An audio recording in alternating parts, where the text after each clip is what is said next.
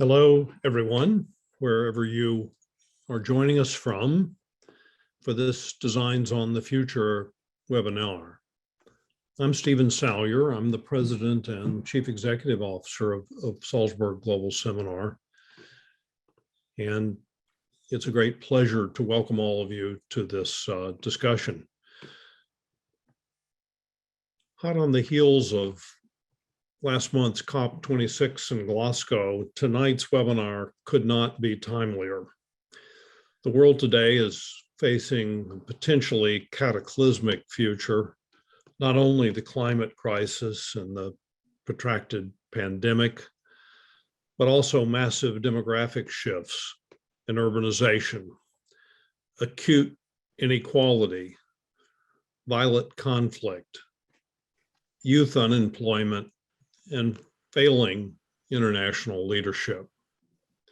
The list is daunting, but we at Salzburg Global Seminar believe the solutions to these challenges depend not only on decisive action by governments, but on collaboration, creative and bold ideas, and a healthy dose of imagination and idealism.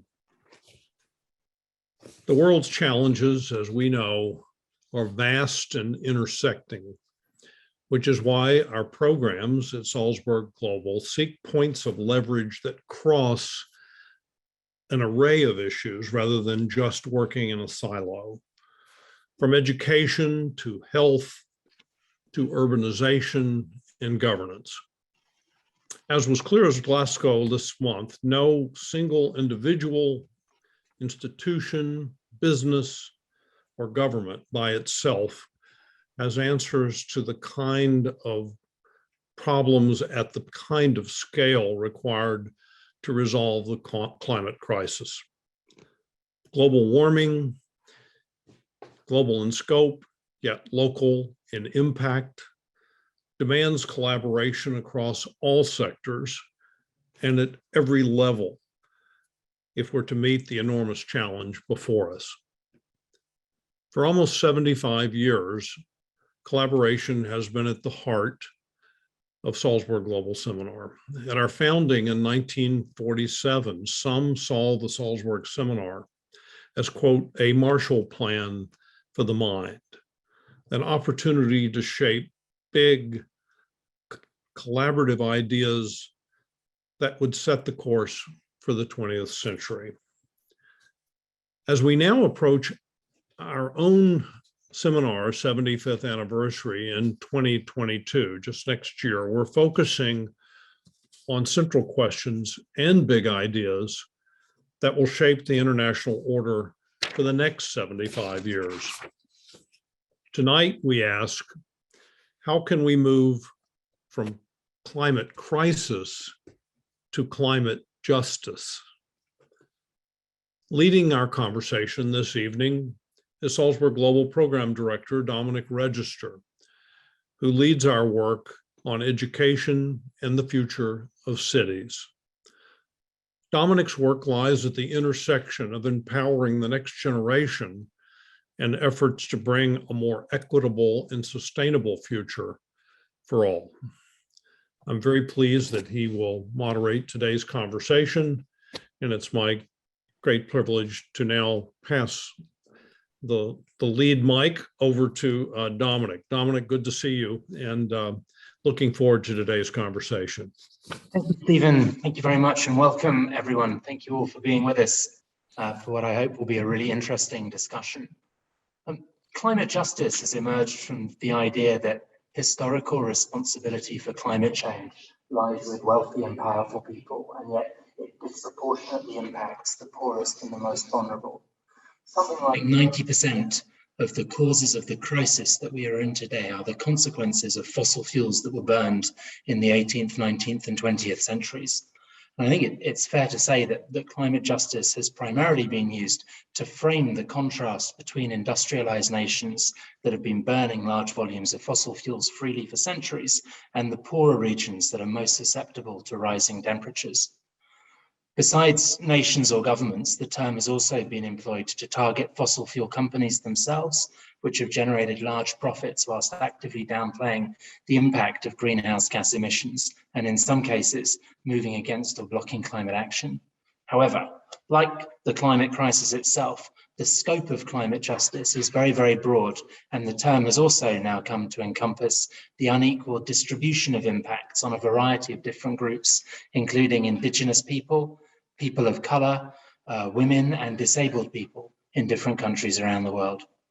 Now, in the time that we have together today, it will not be possible to do justice to the multiple lenses needed to fully address climate justice. So we will focus on certain aspects of an incredibly complex topic. And I wanted to acknowledge up front the potential limitations of both our knowledge and the conversation that we'll be having. What I also believe and think that I share with all of the panelists, and this is a quote from a much more eloquent speaker, from Rebecca Solnit, from an article that she published today, I think. What I share is a conviction that we must remake the world and that we can remake it better. The COVID-19 pandemic is proof that when we take a crisis seriously, we can change how we live almost overnight, dramatically and globally. Now, we have three fantastic guests with us today who are going to help us understand climate justice and navigate some of the complexity around it and help us all think about what we can each do to address the crisis. So they are Luis Camargo. Luis is the founder and director of a remarkable organization network in Colombia, the Organization for Environmental Education and Protection, which is a non-profit focused on reconnecting the nation's youth with natural environment. Our second guest is Tuan An Kong, who's the coordinator of the Climate Change Working Group with the World Wildlife Fund in Vietnam, is also an active citizens facilitator for the British Council Vietnam, and has spent most of the last few weeks in Glasgow attending the COP summit. And our third guest is Anya Nielsen, who's a senior policy advisor with Education and Youth at UNICEF UK, also recently returned from Glasgow and was very involved in the education track at COP. So Luis and Anya, thank you all very much indeed for being with us today. We are going to organize our conversation for the next 45 minutes or so, roughly around four themes or four areas. So we'll start with a bit of a conversation about the historic responsibility for the climate crisis and the antecedents of climate justice. We will then think a little bit about the future lens. And I think one of the things which does make the topic particularly complex is the need to carry multiple lenses in our heads, both the kind of historic antecedents, but then also the future intergenerational dimension to it. We'll then talk about opportunities and the responsibility for bringing youth voice into decisions which are being taken today, taken at the moment. And we will think, we'll talk finally about the role of hope in finding a way out of this crisis and the role of hope in climate justice. For everyone who's joining online and who's watching this, then please feel free to post comments, to post questions in the chat that we will try to bring into the conversation. If while we're talking, it reminds you of something that you've read or a podcast that you've heard or a video that you've seen which you found particularly insightful or useful for shaping your understanding, then feel free to share the links and engage with each other as much as you can, as much as you want to during the discussion. We would like to make this as interactive as possible. So Anya, Luis and Anne, again, thank you very much for being with us. What I'd love to do is open with a general question to all three of you about how important you think the historic responsibility is for understanding climate crisis and for thinking about climate justice. And to what extent do you think this focus on the history can actually be a barrier to making progress today? No, thank you so much, and thank you so much for having me here today. It's really an honor to share the panel with Anne and with Luis and with you. And I think it's a really interesting question. And to be honest, I don't know that you can ignore historic responsibility when you look at the statistics or just kind of responsibility in general, and whether you call it responsibility or solidarity. you can ignore that the countries that are most affected by climate change are also least responsible for it. So, for instance, recently UNICEF released a report called the Children's Climate Risk Index, and it looks at the risks that children are facing and where the highest risks are for children as a result of climate change. And the 10 countries with the the 10 countries with the highest risk score on this climate risk index were responsible for less than 1% of the global greenhouse gas emissions. And that is just a really shocking contrast. And you know, you ask if it can actually be a barrier to making progress. And I think the fact that there's an inignorable, you can't ignore this imbalance is something we have to acknowledge, but it might be challenging for some communities to discuss, or some, you know, high-income countries to kind of get behind. But the statistics are so stark, and with different audiences and with different stakeholders, we just take a different approach. But the facts are there, and you can't ignore them. Thank you. Anne, Luis, would you like to come in on this topic as well? Sure. And thank you, Dominic and Anya, for your comment. I was actually thinking of, you know, the historic responsibility of inaction. I think if we look at, you know, the Brundtland Commission in 85, 87, we start hearing about the important need for action. But it's been over 35 years and action has been very slow to come. So I think in terms of historic responsibility, that's where we're most stuck. And it creates a situation of what I would think or call the normalization of inaction. And I think the normalization of inaction actually generates a huge gap in inequity and injustice in climate justice, because it has allowed and accepted that, you know, this is the way it is. So inaction has become something like Greta says, the blah, blah, blah, blah. And we're stuck there. And ultimately, as we see COP26, a lot of that still happens today.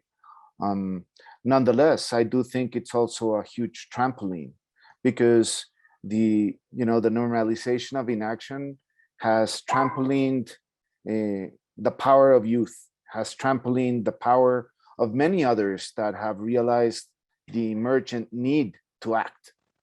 So I think even though we're stuck on that inaction and normalization of inaction, we're at the verge of actually activating incredible exponential action. So this is my hope. And that is possible because we need this long view, this historic understanding of what has got us into this crisis and who bears the brunt of the responsibility. Anne, is there anything you'd like to add on this issue of historic responsibility, you know, thinking about your work in Vietnam? Yes. So I think from my point of view, it's on the side of the historical responsibilities of the so-called developed nations to the developing nations, the past colonial history of the West to the East, and also Africa and the global North and global South. We also have to take into account the historical accountabilities of our parents and like grandparents, because of the emission that they produce in the past is actually impacting young people now today, and then our children's to come. And for me, I am a young person, and I feel that I didn't do all of those things, but it is impacting my future. So it's not only about between nations, but between like different generations, and also different groups in a countries as well. For example, in my countries, we have a long histories of different ethnic minority groups being excluded into the decision-making process, and it's also impacting their lives and also putting them at risks, like in front of climate change impacts. So I think it's like multi-dimensions problem when we look at the historical responsibilities between nations, between different generations, and also between different groups in a countries. So the history helps us understand the collective responsibility that exists today. I think that's a really useful framing. I mean, Luis and Anne, you both talked about kind of future generations bearing the consequence, and that was a major feature. It seemed from the outside that was a major feature of a lot of the COP discussions. And I know, Anya, you were very involved in the education track at COP, and you were across multiple parts of it. This idea of intergenerational justice and older generations having benefited from fossil fuels, but young people having to deal with the consequences, is that a serious issue in the COP discussions now? And do you feel that youth voice was accurately represented and listened to in the parts of the proceedings that you heard, that you were part of? Yeah, the sound cutting in and out. No, I think good. we're all being very polite. And I should say, one thing I learned when I was at Salzburg Global Seminar, and has been one of the most freeing things I've learned, is it's really helpful when people say that they're nervous when they're speakers, and I'm nervous. And I think it's nice that when you can just be honest about the fact that it's hard to public speak. So I'd like to say that I'm nervous, and I learned that from Salzburg. Thank you for being with us in spite of that. But no, I just think it's it makes it more of a conversation when you can be honest with everyone. And I think I think intergenerational justice and I think in terms of flipping on that, or supporting it as intergenerational solidarity, was definitely a really big focus at COP. There was a lot of engagement of young people. It's why it's so critically important that young people are there, because of this issue of intergenerational solidarity. Unfortunately, we at UNICEF UK were repeatedly told by the children and young people who were within the halls and outside of the halls of COP that they didn't feel listened to or included enough, which I think is really disappointing. And we really want to make sure that they're not just at the table, but they're actually at the head of the table. And I think it's not just because children and young people are going to have the hardest consequences and are least responsible, but most impacted. And they're most impacted not just because it's their future, but also because of their current health and economic outcomes and things, but also because so many times they have so many interesting and fascinating ideas, and they can see so much of how this is going to unravel. So for instance, in another part of my work, I work on digital inclusion, and there is no way that we can write digital inclusion policy without understanding about the digital parts of children's lives now, because that will be the digital future. And similarly, we cannot write climate change policy without understanding how climate change is impacting young people now, because that will be the climate change future. And that's why it's so important that they're there at the head of the table. And I think one thing I would say, just to kind of go on COP specifically, is some of the education outcomes. As you said, I was across some of the education parts, although there were many, which is great, but I wouldn't pretend to be an expert. But on education, it had a really high profile, and absolutely children and young people were a key part of that. There's a refrain that came from COP that has just been ringing in my ears, and it was, what do we want climate education? When do we want it? 30 years ago. And I just keep thinking that, like, it's, children and young people are really putting education on the agenda. And we saw that at COP, and we had a high-level climate and education ministerial, which saw something like 25 pledges from countries on climate education. There was a new work program on the Action for Climate Empowerment stream, which is the UNFCCC area aspect that most relates to education. And there was really great support for education there. The Glasgow Climate Pact has a reference to this ACE agenda and talks about human rights and gender equality in that main document, which is really excellent. And there were lots of side events and endorsements, and the Speaker of the House from the US, Nancy Pelosi, said the main thing she would invest in if she was ruler of the world was girls' education. So there's lots of really great outcomes from COP on education, and so much of that is driven by children and young people. And I think so much of that is why we again need to make sure that they're at every single conversation and driving every conversation, because when they are at that table, at the head of the table, we really see that change that we need to see. It's brilliant. Thank you, Anya. Anne. So I am very much agree with Anya, because I was there. And I was also engaging with different youth groups advocating for action for climate empowerment and the inclusions of young people in there. We were calculating, and youth were mentioned like 26 times under the Glasgow Work Program for Action for Climate Empowerment. And I'd like to go back to the point with children's. So the World Children's Day is coming up in 2 days. And when I was at COP, one of the things that it struck me was that how children and adolescents, they were talking about the thing called eco-anxiety and the climate anxiety. That I don't have that because I am kind of old among that youth group. So I know how to deal with all the mental health issues, but it is a big issue for children and adolescents growing up and then don't know where the future would go. And then if their life, if they would have a future with this whole climate change issues. And beside all of the nice speeches about engaging with young people, we can see that from the outside, as Dominic has stated, that we can see young people everywhere, basically on the street, on the news, on the podium, talking and like claiming their rights. But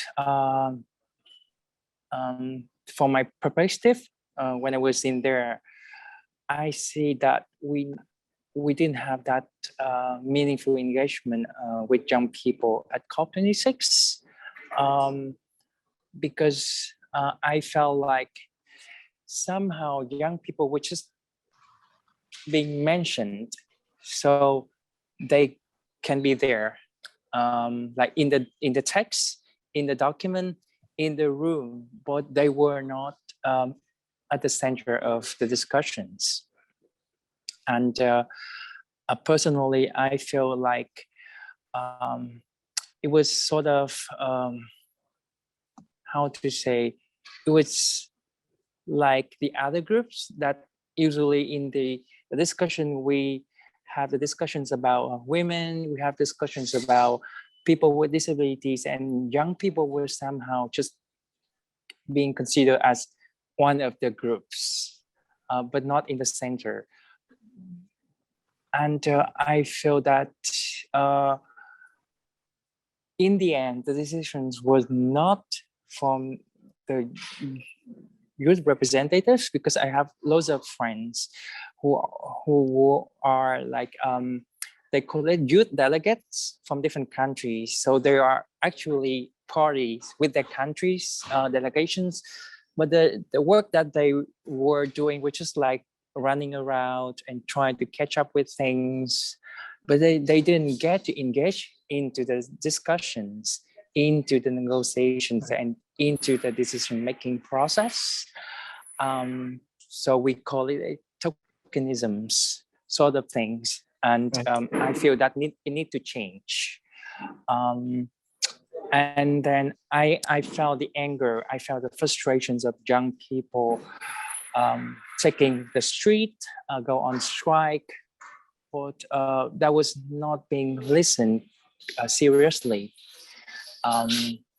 And I felt that it needs to change from the system, that we need more, not representations, because you can have one person there as a young person to represent, but that's not enough. We need young people to be at the table and then have the power to make decisions rather than just be there to represent. And also, I think that youth voice is not a homogenous thing, is it? It's not like there's one youth voice. It's different in different parts of the world. I know that's something else that I think, you've got a lot to say, a lot to talk about, Anne, is that, youth voice means different things in different parts of the world. And what Greta Thunberg has been able to do in Europe and North America is a kind of different use or different manifestation of the power of youth voice.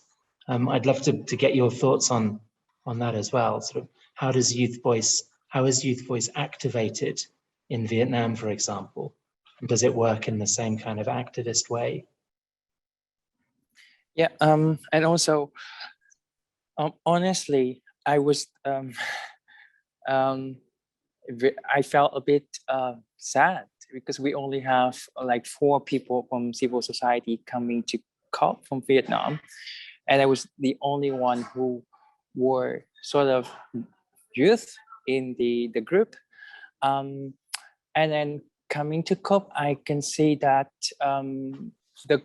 the global image of youth activism and youth climate actions on the news, on social media has been all around, like young people taking the street, go on climate strikes.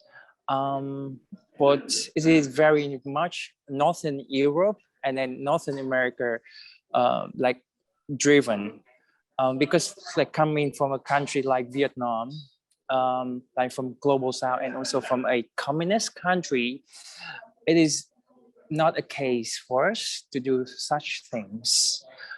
In our country, we don't have that freedom to take on the streets and then doing strikes and then being vocal on our demands. So in our country, young people are really struggling with raising their voice because they have to balance out the actions to keep themselves safe, but also to raise the demands. So I think, like from my own experience, I think one of the strategies that we are using is because we are in the country, so we understand the political situation, political environment, the cultural environments. So we just need to find different way of doing it. We convey it through arts, to musics, to social media, and then the message that we bring out has to be tailored in a way that is, we are young people and we are here to support. We are not against anyone. We don't want to change the system, but we want to collaborate. We want to work with the system to change the climate situations. So sometimes people see that, why don't you take the street? Why don't you go out? And then why don't you do the strike? But we cannot do it. So the only way for us is to collaborate, to work together, and to work with the government, to work with different stakeholders. But it is still a struggle for us because, for example, the Glasgow Work Program on climate empowerment has been approved. And then it has been 10 years, but in my country, we don't have the focal point for action for climate empowerment. And we have to advocate for that. We don't have the privilege as young people in Europe or in Northern America. So that's one of the things, like from my perspective.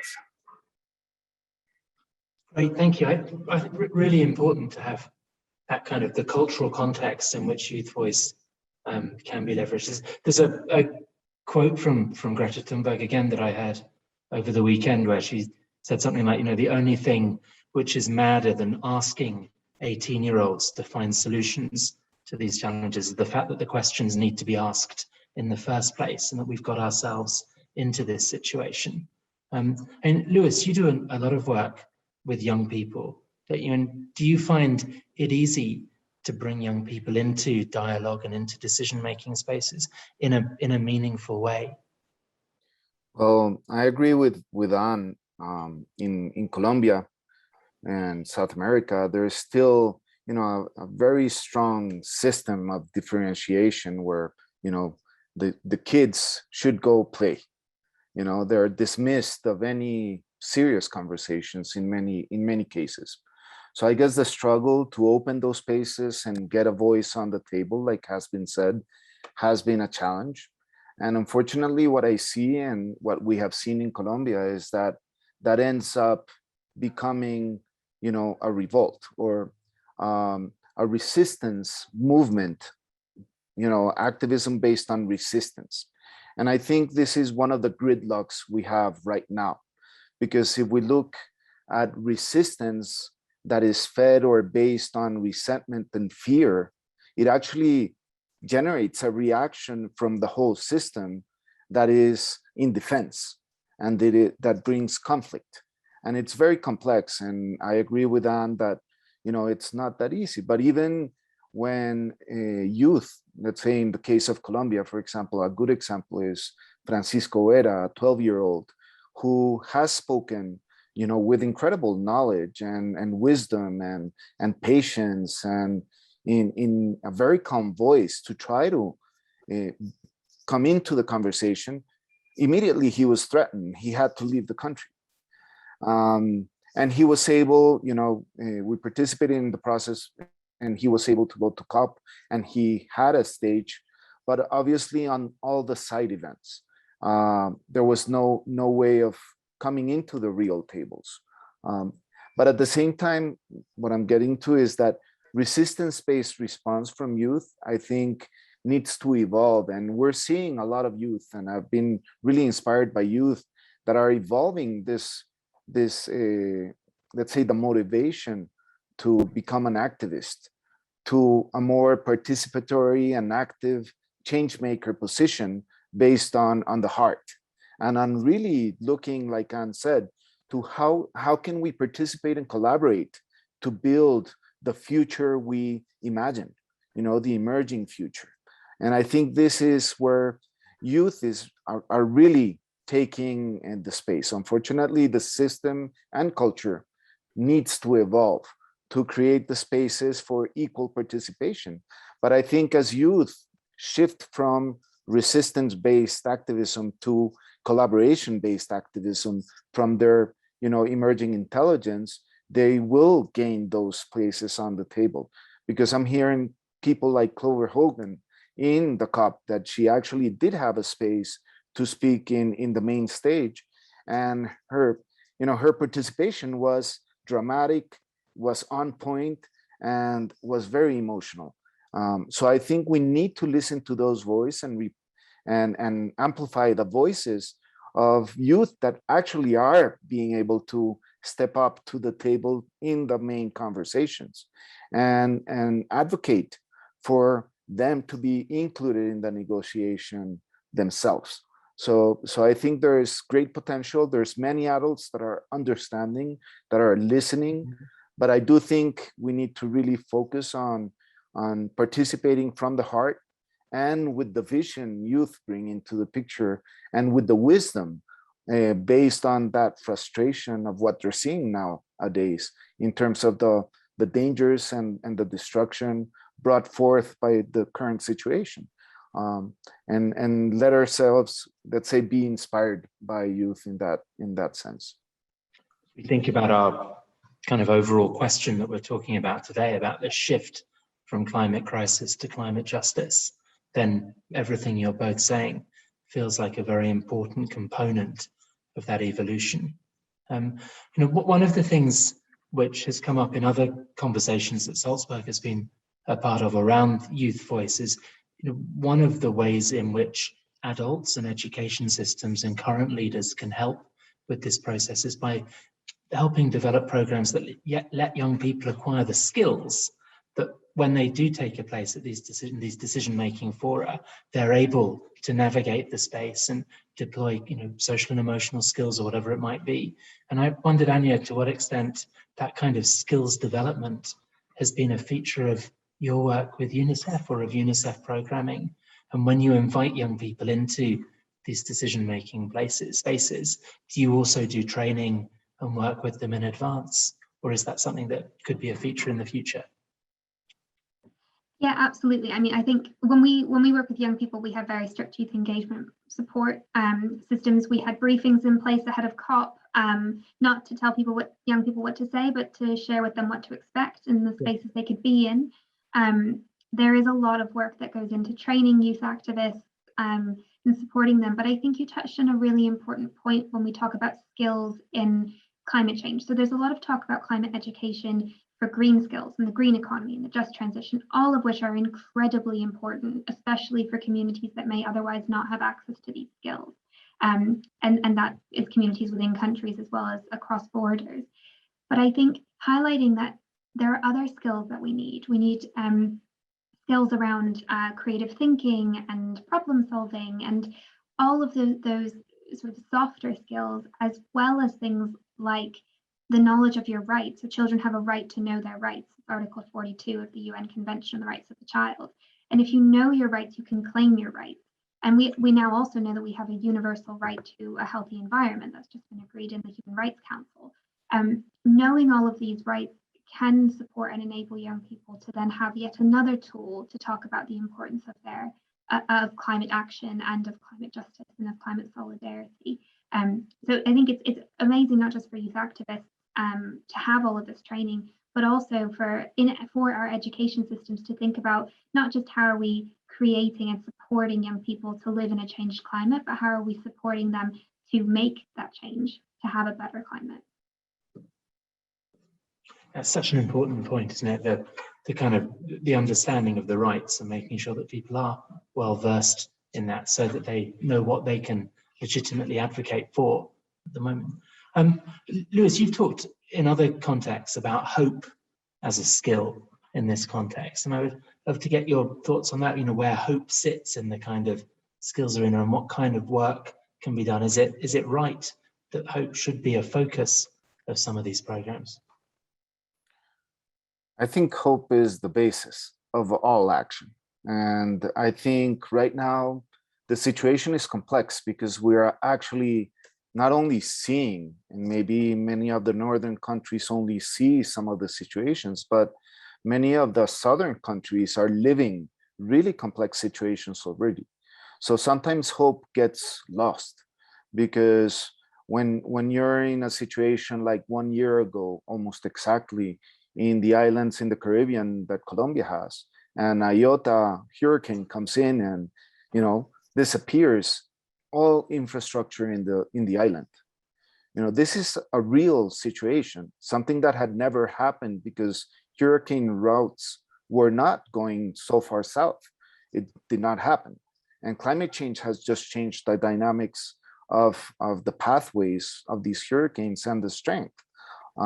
So kids, for example, and youth and all the population in those islands are an example of many of the southern country populations that are actually living, reasons to lose hope from, because if we put together inaction and these situations, it's just very complex. So I think recovering and regaining hope is fundamental because, or else, a lot of the people that have the potential to generate the culture change needed will just lay down and actually react by doing nothing. So we will reinforce the inaction. So this is something critical. And in terms of, empowering children, I do think, hope comes not by talking, hope comes by learning how to act. So in terms of education and how we approach children is really, learning how to deeply listen, not only to other people, but to earth and to nature, and deeply recognize and be in awe at the magic of nature, because I think that's where the energy resides. That's going to feed our capacity to shift from being reactive to being proactive, and to shift into a regenerative leadership capacity in which youth and other people that are losing hope can realize that ultimately the story they write and they tell is the story we're building together. So as communities start changing their stories, they start changing their future. And we are seeing that in different places. I'm part of a network that's the Regenerative Communities Network, for example, and we're working with bioregions around the world that as collectively have chosen to change and to lead their bioregions. So the whole territory, into shifting the way they produce, the way they restore nature, and the way they conserve into a holistic perspective. And this is really hopeful, because if you see how communities shift their realities into an economy of abundance and well-being based on their immediate actions, hope just emerges, and they get empowered and they keep on acting. And as they see natural systems react and come into better health, they see their communities come into better health. And we realize that the system needs to change from, the economy of money to the economy of well-being. And I think this is really important in that terms. So building hope and creating what, Joanna Macy would call active hope requires us to actually, recognize the magic. Coevolution in the world for millenniums have created an incredible planet. And we need to recognize and be awed by this. But we also need to recognize and move through the pain associated to what we're doing, because that brings evidence of what we shouldn't do. And by learning from that and being in awe, we can actually activate our capacity to imagine and build that vision of an emerging future, which is totally different, and start acting to build it. So active hope comes from that process. And as we see territories and people engage in that and bring others into that process, I think the real change from the ground up starts happening. And this is where, for me, hope lies, because as I see COP26, for example, hope, dives down, and, you get frustrated in the inaction. But if you look on the ground and you start acting and bringing other people to act, hope starts awakening significantly. I think there's something so powerful in what you said. And you introduced me, Luis, to the work of Joanna Macy, which has been one of my personal great discoveries this year. So thank you for that. But, your point about the importance of action and how the aggregation of individual actions can make a really significant difference, and that being part of the pathway into hope and thinking about, and then realizing possible futures. So what I'd like to do, if it is okay, is just play back the conversation very briefly to the three of you and to the audience. And then we've got questions from people that have been coming in thick and fast on the chat, and some that came in advance. So everything you're saying is sparking a lot of thought. But I think if I had to summarize what we've said so far, there was, first of all, the importance of the historic understanding of climate justice or climate injustice is really important for finding a way forward. And Luis, you used the excellent phrase, the normalization of inaction needs to be overcome. And that, I think, resonates with Anya, what you were saying about, one of your big takeaway sound bites from COP was about, climate justice. When do we want it? 30 years ago. So this need for action, if we're to realize this action and address these challenges, young people and youth voice need to be involved in the conversation and in the decision making. And then your point about the risk of tokenism and that it needs to be in a substantial way is really important, that there is a responsibility that teachers and leaders who have power now have to make sure young people understand their rights and have the skills to take their place in these decision-making spaces, and that hope is a really important factor in thinking about the possibility, particularly the concept of active hope. So what I now excited to do is bring my colleague Antonia Bomecker into the conversation. Antonia is going to moderate the Q&A for the next half hour or thereabouts, and we'll then come to some concluding remarks. So Antonia, to you. Thank you. I'm so happy to join you for the Q&A portion of the webinar, and thank you so much to the speakers and to all our audience members for posting your questions into the chat.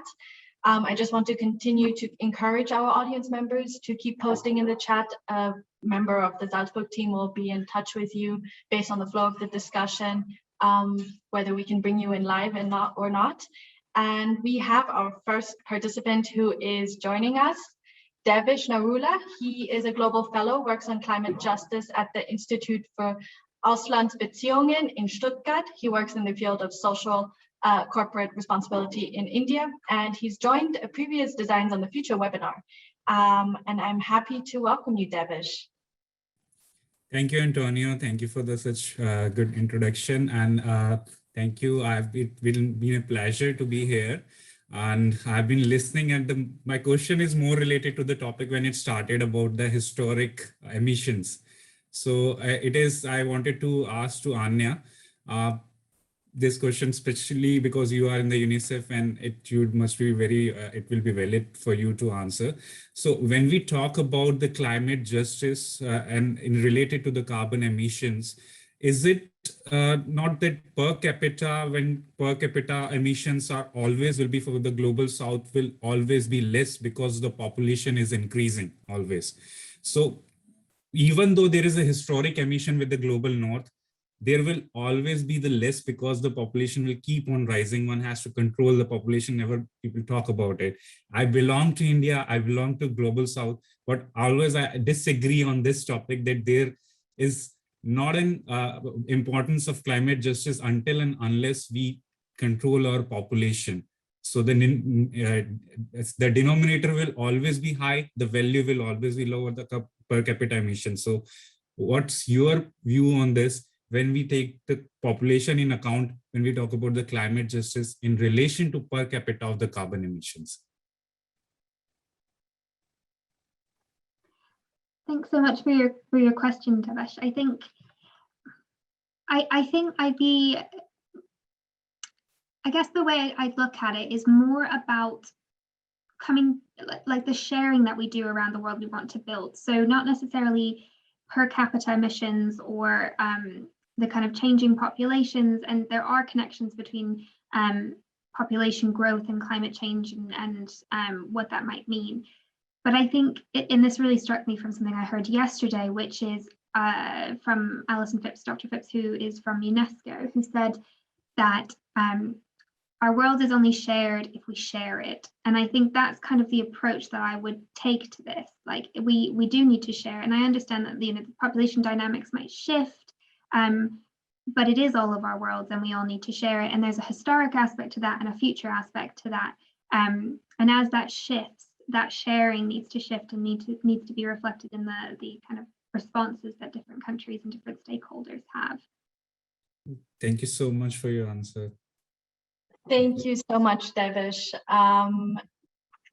Louis Tuan, do you maybe want to come in with an intervention? I'm not sure if I'm Louis. Yes, well, I think this is a complex subject, and I actually think per capita emissions is not necessarily the best way right now to look at it in general. Obviously, equity and injustice it's a very complex subject, because if we look at how different countries, where they're at and what they're doing is not comparable to other countries. So we cannot compare, let's say, the state of North America with the state of Asia or Latin America or the Amazon if we go to regions. So talking about per capita emissions, definitely in our case, for example, in Latin America or in Colombia, they're very, very, very, very, very low emissions. Nonetheless, the impact of the emissions, it's not being compensated and will not be compensated. So I think we need to think about it more holistically in terms of how to balance and generate equity in the capacity to have livelihoods that are in well-being. So livelihoods that can guarantee food, that can guarantee housing, that can guarantee health, that can guarantee education for everyone. And then we can start talking about comparing per capita. But before we level up the conditions, the discussion is for me very different, because I see communities in Colombia that have no emissions, but are living in poverty in a way that is incomprehensible. So I think we need to level up in more than just per capita emissions. It's a more complex subject. Just Thank if I can add to Louis' comment. You rightly mentioned when we talk about even our Prime Minister started with their speech with the per capita. So per capita is always spoken, but when we talk about the equity again here, the point comes up, if we increase on the population keep on increasing, the equity will never be there. When something, the status, the livelihood will be equal, the population increases. So there, the disbalance will always be there. That's the point when the climate justice is discussed. Nobody talks about that you have to, global south has to control their population, otherwise there will not be any balance, there will not be any equity. Global north is working at that such level that they are happy to, European Union are a perfect example. They are happy to control their population, they're happy to control their emissions, converting to the renewable energy. But they should ask that the climate justice will be fully justified if the global south will control their population, and that the level will be there. So I'm very much in agreement with Lewis, but again, even we keep aside the per capita, the equity level, the level has to be there, will be reached until unless we'll not control the population. So that's why I wanted to share this. So if you want to intervene in this, we'll be happy to. So like I'm not an expert in this, but I think one of the problem with our world is we take everything on average. We average everything, average in GDP, average on emissions, everything, but we are all different. Even within a country, within a communities, we have like rich, like super rich people, and we have the super poor people, and they are still in one communities. So I think that with that, one of the thing that we might have to think about is about the future climate migration that will be happening very soon. That people from global south will have like near the shore, they will have to move. They will have to go to other countries, and how we calculate the emission by then. Can we balance out the emission by like moving people from the very populated country to the less populated countries, or is there a way to do it? So I think one of so the problem is we always calculate everything on average, but we don't see it at the individual, at the community level. That, for example, my neighbors, there are 3 kids sharing one phone to study during the COVID-19. But if we only average like the people living in the city, we don't see it. We don't see the equity in that. So I think like beside of that, we need to look at the multi-dimensions aspect of the problem as well, beside of the capital thing. That would be my perspective. Thank you. Thank you, everyone, for and such Antonia, insightful. if I can add one thing, I just quick searched. Quick, because we do want to keep the Yes. conversation moving, and there are a lot of speakers questions that are coming in. But This is please go just ahead, very Louise. data-oriented comment. Yes. India, per capita emissions 1.91. Super populated country. United States per capita emissions 15.52. So I think population is not necessarily the problem. The problem is lifestyles and the amount of emissions per capita associated to lifestyles. So like Anne says, if we move everybody to the US and they live like people live in the US, then we have a different problem. And I think you all brought in such interesting and strong, poignant points. Just to keep the conversation moving forward, we do have a question coming in from Sierra Leone. Unfortunately, she can't be brought in live to pose her question, but I'll be reading it to you. This is from Rosaline Isata Mansari. She's an advocate for Fridays for Future. And her question is, climate change is one of the greatest risks we are facing, especially in the global south. Youth around the globe is making their voices heard. However, most of the frontline communities didn't make it to COP26. If most affected people are not included in making decisions when it comes to climate crisis, how are we going to achieve the fight for climate justice? Okay, I can take a first, and I do agree. Frontline communities did not make it, and usually don't make it, not even within the country. You know, when people are surviving, you know, they're surviving. And I think this is one of the key concepts here, that we need to identify what populations in the world are surviving. Because when you're surviving, you cannot act to become part of the solution. You can only act to survive. And this is a key point in terms of equity and justice, I think. But going towards, you know, access of frontline communities to decision making, I do believe there is a way of acting. There's actually two. One is voicing their opinions from the heart, like I said before, and using channels that allow them to flow into the conversations. And I think this is happening with Fridays for Future in many countries. In Colombia, we have, you know, regional communities that are divided into a huge, it's actually a network of youth that are bringing the voices from frontline communities in rural areas where they don't have access into the conversation. That's one. And the second one, I want to reassert that for me, the best way of rewriting policy is acting and rewriting the way we inhabit our places. So when communities start shifting the way their whole community works, policymakers take notice of that. So that's another way of jumping in, because they become, you know, examples that can be replicated. So I think those two mechanisms are critical, and we cannot stay just fighting in reaction and, you know, in confrontation. We need to really change our communities from within to without, and that will help policymakers listen and take up on those solutions.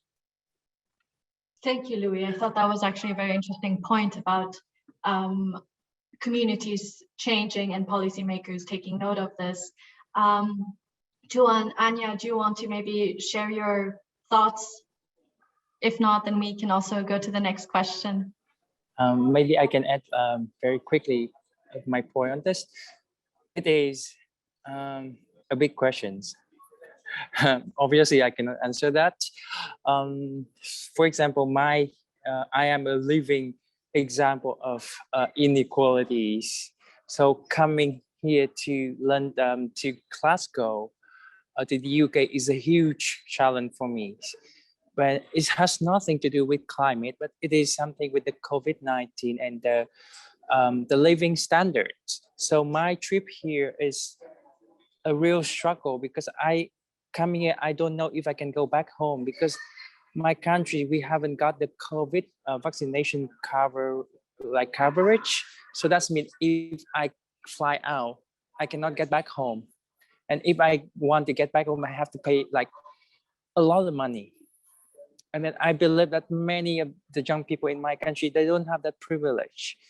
They don't have the connection to be here in the UK as me.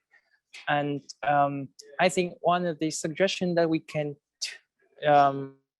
consider is to shift the negotiation of COP to those countries in the global south. Like COP has been like in UK, in Spain, in Poland, in Denmark, like all developed countries. But we only had few in Asia, in global south. Let's do something like Fiji did. Let's have a small nations, a developing nation, host the COP, and then money to operate everything go from the global north. So like people from global south, they can travel there very easily. The cost is cheap. No visas. Visa is a big problem for people from global south traveling to global north. And we can try something like that, so people can easily access, and then they are in their country, they are in their culture, and they can raise out their voice rather than traveling to an expensive country, going through different challenges, barriers, and try to voice out their opinions, their views. That would be one of my view. Thank you.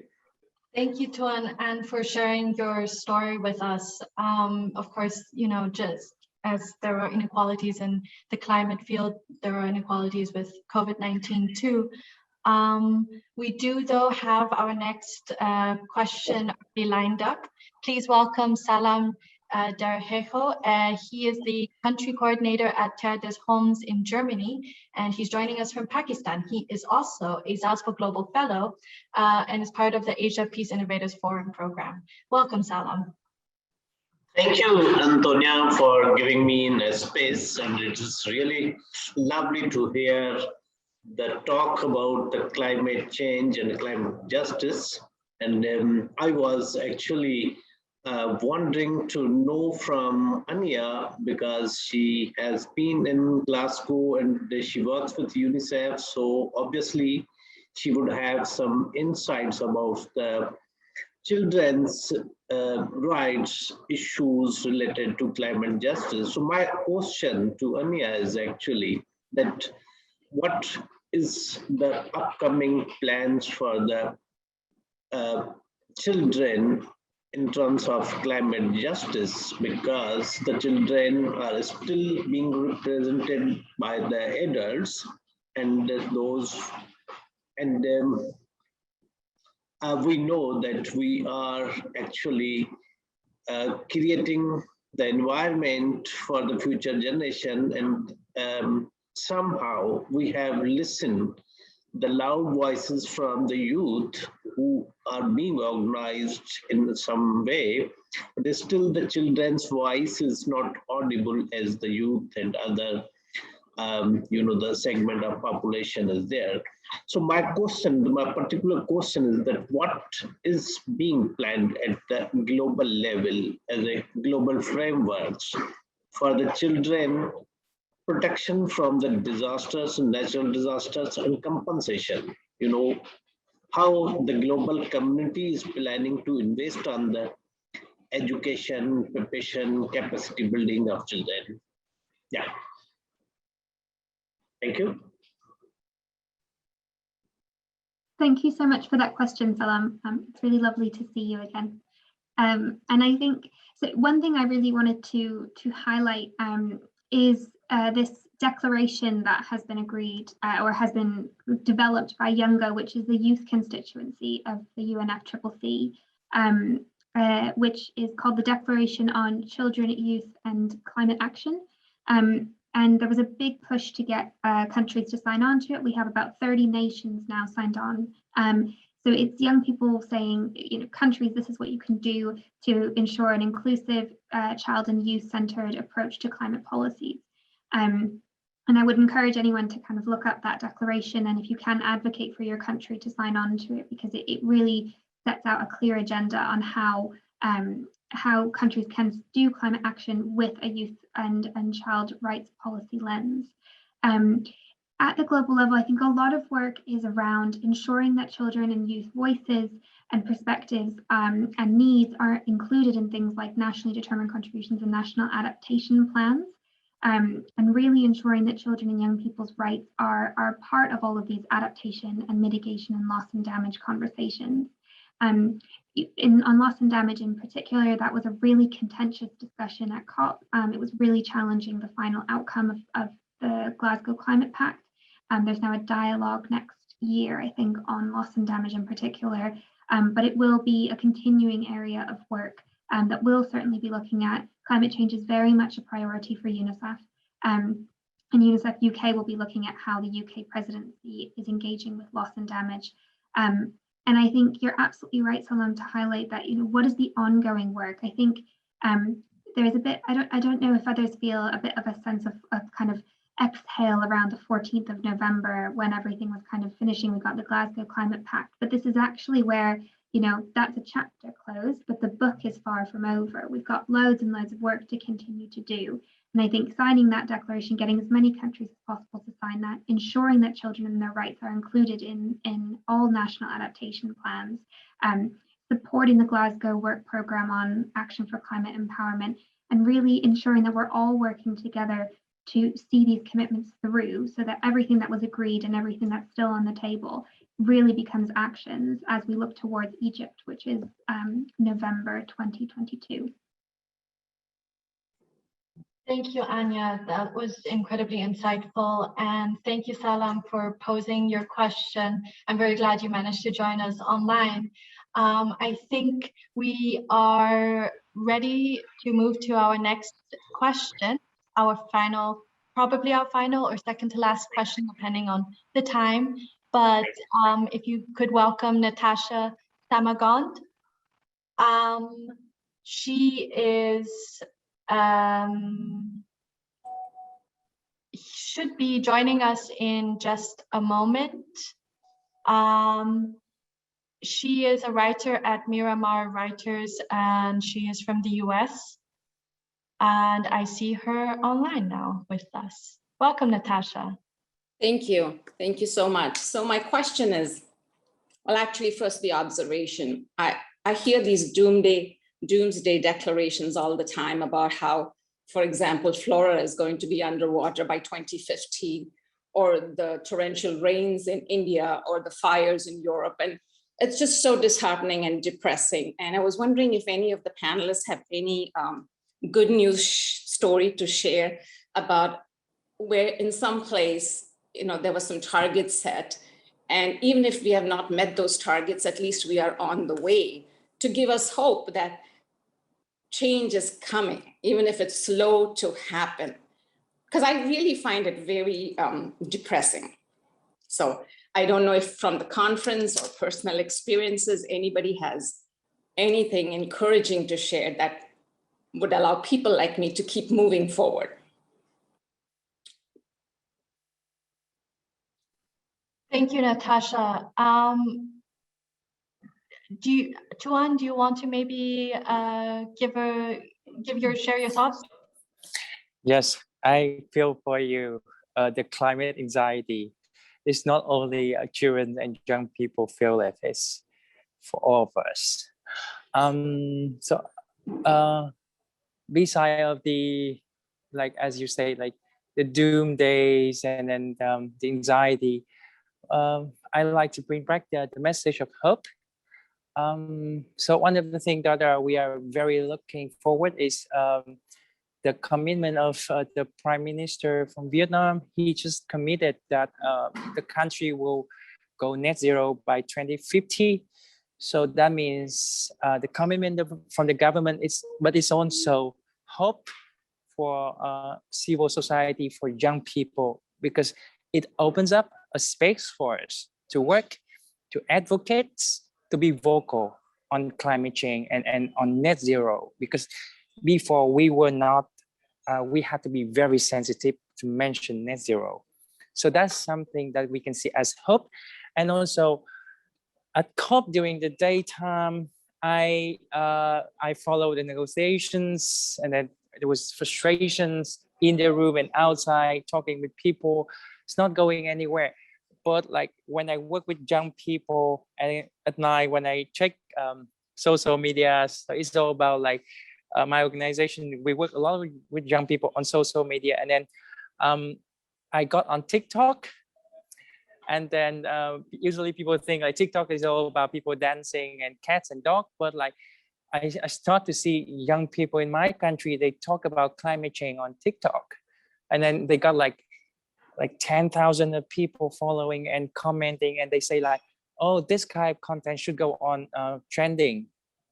So I think that's hope that young people and then like people in general, they start to care about climate change. They start to see it as a like important issue beside of their dancing movement, the trending cats and dogs. So I think that's hope, and that's something that we can be that we can rely on to help us with the eco and the climate anxiety that people are wakening up.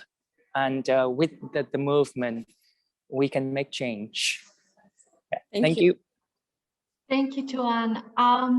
We are getting close to the end of our Q&A portion of the webinar, but I do want to ask Anya, Louis, and Tuan to maybe just share a brief sort of positive comment, something maybe hopeful, because hope was mentioned throughout the conversation, and maybe just leave the conversation with something positive.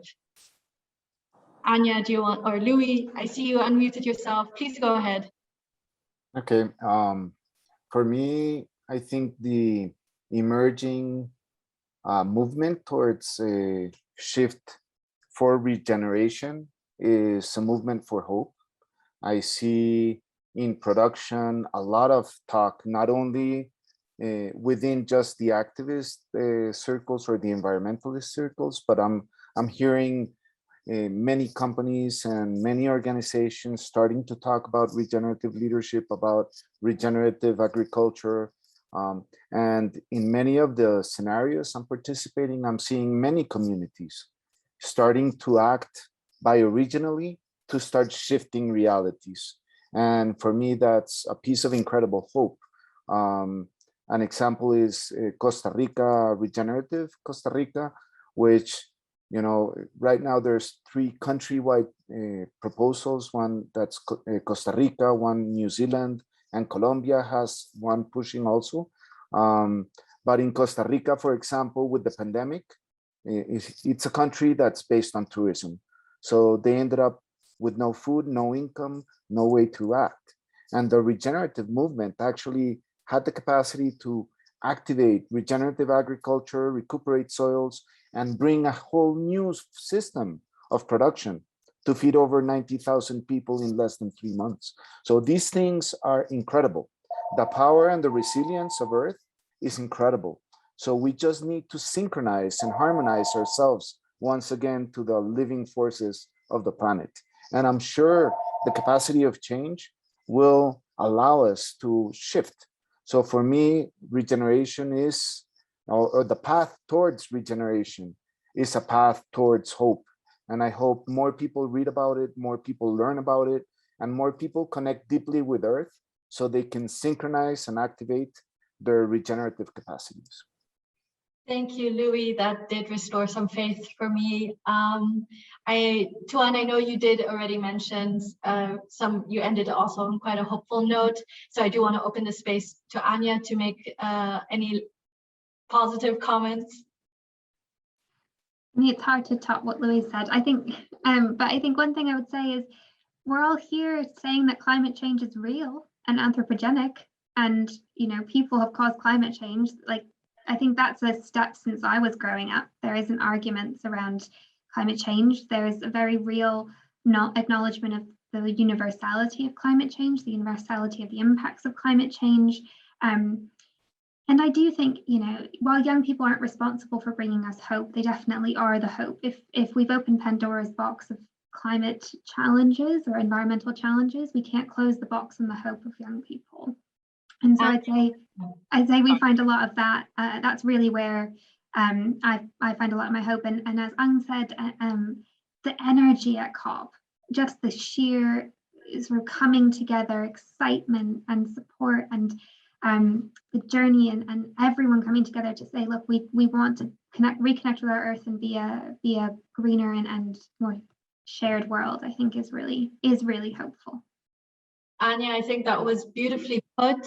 I hope, Natasha, maybe you're feeling a little bit more hopeful after hearing from our speakers. Thank you for all your input. It certainly helps to allay some concerns and keep moving forward, even though progress is slow to come, but at least knowing that, one day at a time, one step at a time will mean we will see more of what we want to see in time to come. So thank you. Precisely, Natasha. Thank you so much for joining us. I'm closing the Q&A portion of the webinar, and I'd like to hand back to my colleague Dominic for closing. Thanks, Antonia.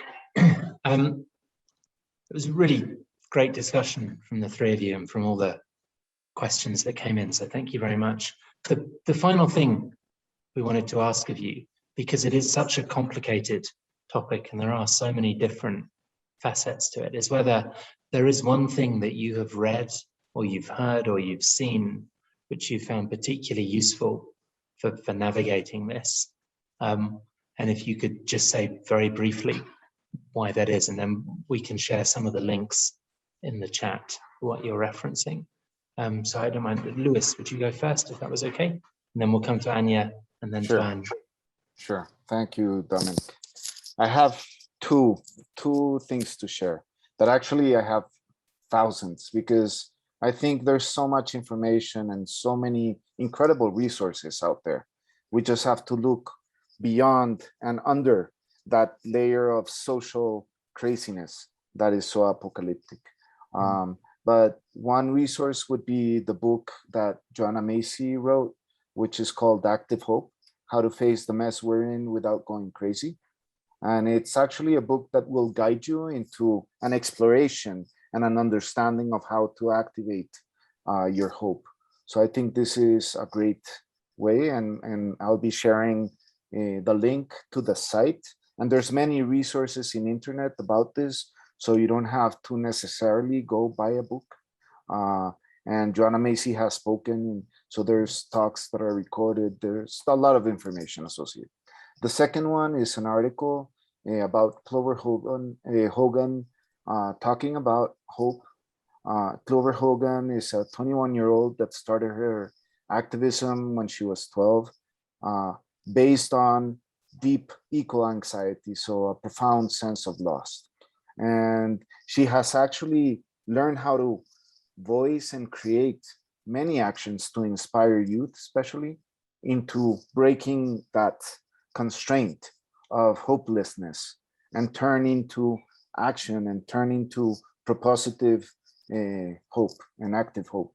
So I think those two are the ones I want to share. And please search for Clover Hogan's interventions at COP26. Incredible. You will definitely be enlightened, or at least upholded. Lewis, brilliant. Thank you so much for being with us today and for everything that you shared and contributed to the conversation. It's been wonderful to be speaking with you again. Anya, could we come to you? I know it's very difficult, but if there is one or two recommendations that you would like the audience. There's certainly quite a lot that we could choose. I chose a video from the Pembrokeshire Coast National Park Youth Committee.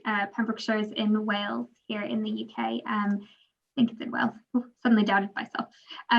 But they did this amazing video, and it's very artistic. And they have a lovely refrain at the beginning where they're saying, "Whose future? Our future. Whose planet? Our planet." And I think there's so many artistic sort of elements to it. But one part, they talk about how climate change affects everything, anything that children are affected by, they have a right to have a say in. That's Article 12 of the UN Convention of the Rights of the Child. And therefore, anything on climate change, because it affects anything that children are affected by, children have a right in. I didn't phrase that very well. Trust me, it's much better in the video. But I thought that was a really good way of framing it. So it's very short, but I would really recommend giving it a quick watch when you have a chance. Fantastic. Thank you, Anya. And same to you. Thank you ever so much for being with us and sharing all of your expertise and insights. And Anne, the final word to you, please. Is there one recommendation you would make there? So I just shared the link in the chat box. It's a toolkit for climate activists, for children and young climate activists from UNICEF. So you can have a look. It's very youth-oriented toolkit for young people and children who wants to go into the climate area. And then if you are young people and you want to start your climate journey, you can search for YoungGo, which is the youth constituency of UNFCCC, United Nations Climate Change Conventions. And you can also look for a toolkit called COP 101. It explains what is COP and how you can get involved and what you do in there. So I really hope that we have more, we have young people in here in the call, and that if you want to learn more about COP and you want to start your climate journey, or you're an expert, you can share those documents because I found them very useful for me coming to COP and start my journey in climate actions. COP 101 Toolkit for, I already shared in the chat box, and also Search for Jungle, which is the constituency of UNHCR that you can participate in, you can receive news, and you can take different actions and join them. Thank you. Thank you, Anne, and thank you to you for everything that you've shared with us today. It's been fantastic to have the chance to get to know you a bit as we've prepared for this. I'd like to claim moderator's privilege and slightly answer my own question as well and share two things. One is the Rebecca Solnit article that I quoted from at the very beginning that was published in The Guardian today. And the second is a book by George Marshall called Don't Even Think About It, which is about why it is difficult for the human brain to grapple with an existential challenge like the climate crisis. I found both of them incredibly useful. So once again, Lewis, Anya, thank you ever so much for being with us. I would also like to thank everyone who sent a question in or who asked a question on camera. Thank you for doing that. To everyone who spoke in public, it is a difficult thing. It is nerve-wracking. I have a job where I have to do it on an almost daily basis, and I still find it terrifying. And Anya, thank you for creating the opportunity for people to share how they feel about that, because that resonated in the chat as well. I would also like to very much thank colleagues at Salzburg Global, so Stephen for his opening remarks, Antonia for moderating the Q&A, and Oscar and Louise from the communications department for everything that they have done behind the scenes. Everyone who registered for this webinar will receive a link to a recording of it in the next couple of days. If you are interested in learning more about what we do at Salzburg Global Seminar, then we have an active Facebook community. You can sign up for our monthly newsletter through our website. And the next Designs on the Future webinar will be in December and is on a topic that I imagine everyone will have an interesting opinion on. How can we bring values into the economy? So we very much hope to see you all there for the next Designs on the Future. So once again, thank you to everyone who's been part of this, and particularly to our three speakers. Be safe and enjoy the rest of Thursday.